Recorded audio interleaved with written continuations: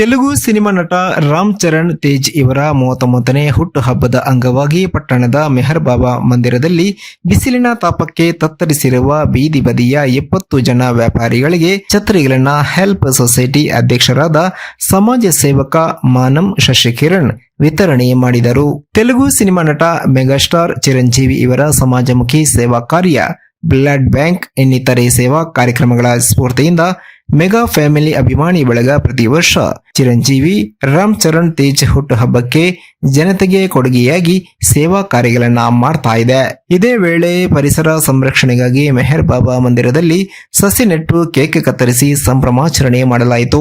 20 ಬಡ ವಿದ್ಯಾರ್ಥಿಗಳಿಗೆ 6 ತಿಂಗಳ ಉಚಿತ ಕಂಪ್ಯೂಟರ್ ತರಬೇತಿಗೆ ಆಯ್ಕೆ ಮಾಡಲಾಯಿತು.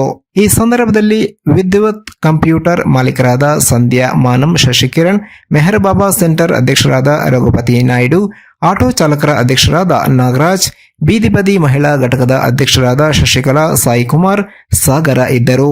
ವರದಿ ನಂದೀಶ್ ನಾಯ್ಕ, ಪಾವಗಡ.